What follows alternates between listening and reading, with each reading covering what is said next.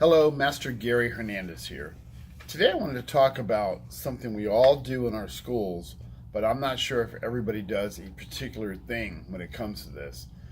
And I'm talking about bullies, obviously, how to handle them, how to deal with them. I know we all have our certain kind of bully beware, bully programmed, stranger beware. We all have these programs to teach our kids about bullies and how to handle them, deal with them. Obviously, first with this, and then this if we need to.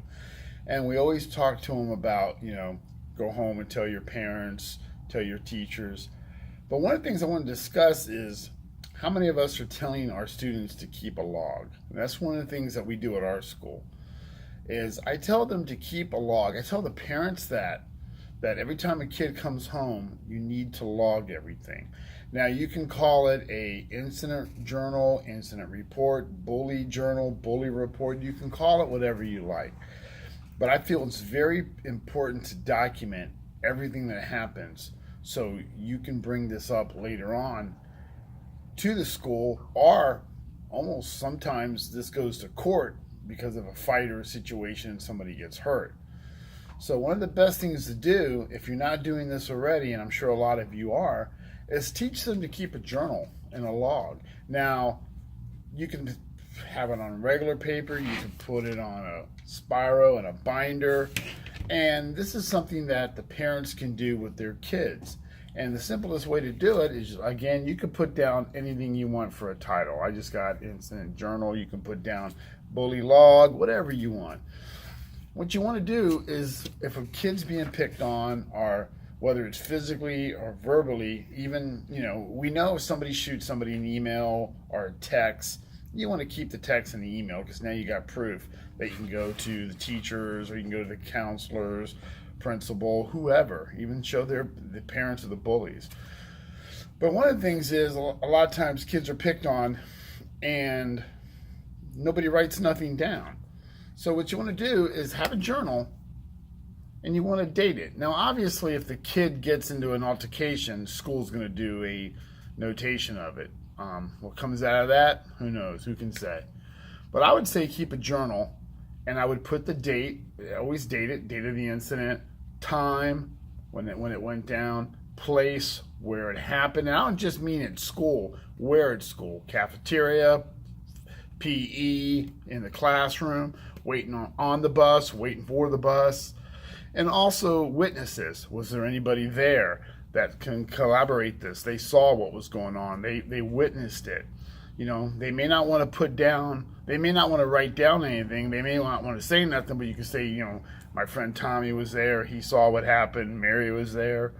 A teacher, Mrs. Henway was there. Whatever you want to, whoever was there, put them down. So you want to have them down in the witnesses section. And then you want to write down the incident.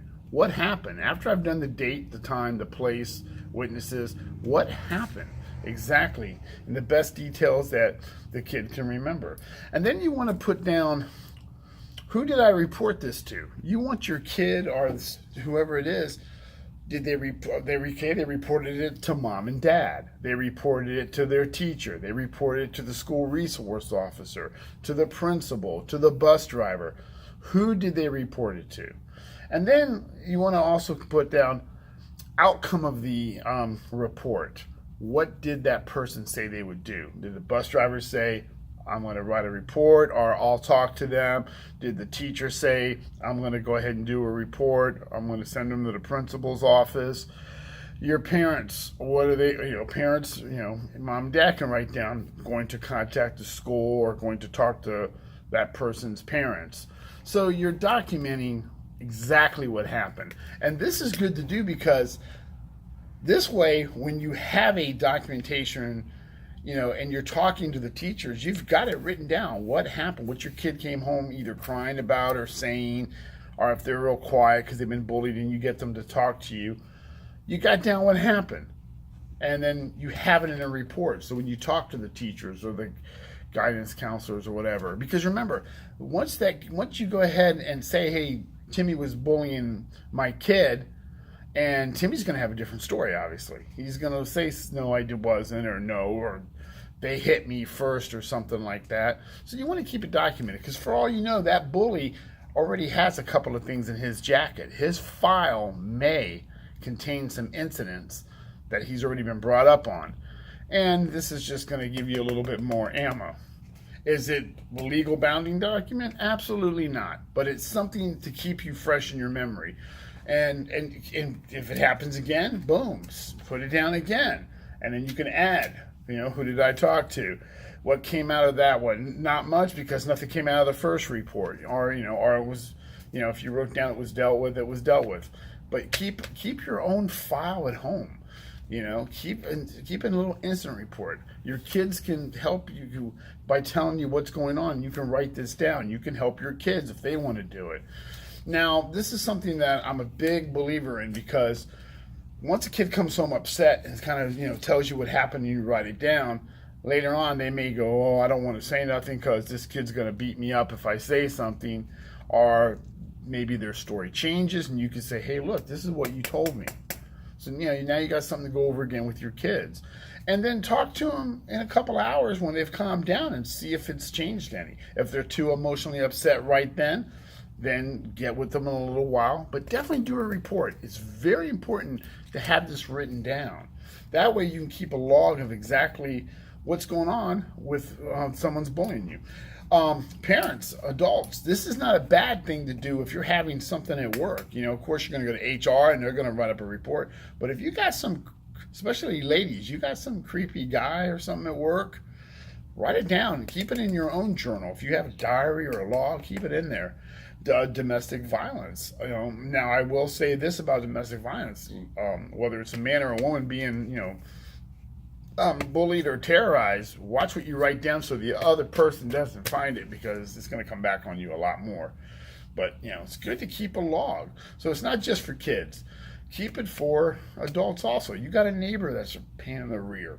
Keep an incident log, because if the cops get involved, bam, hey, look, man, I had this come down before with my neighbor. This is the time, date, my neighbor John witnessed this and all that. This will help in court. Is it a legal thing? No. But it's going to be something fresh in your memory. When you bring it up and you go to talk to somebody down the road, you got a log. So it's not just for kids. Adults can use this also. But I would definitely encourage all parents to get with your kids and write up some kind of journal or log. Because you never know. Your kids may have a diary and they're writing in there all kinds of stuff. And the more your kids can get with you and talk about this, the better it is, to where emotionally it's not bottled up inside. They're not going to be thinking suicide. Hopefully not. You can get them to talk about it and put it in a log. So just something I think that should be added for karate schools. If you're doing this already, fantastic. Get with your students on it. For parents that don't have their kids in karate or anything like that, do it. For anybody, everybody should be writing a bully log or an incident log. Just something that you can put down on paper and go back to and have a little bit of credibility when you're handling it. All right, well, I hope that helps. Thank you very much. Gary Hernandez. Bye.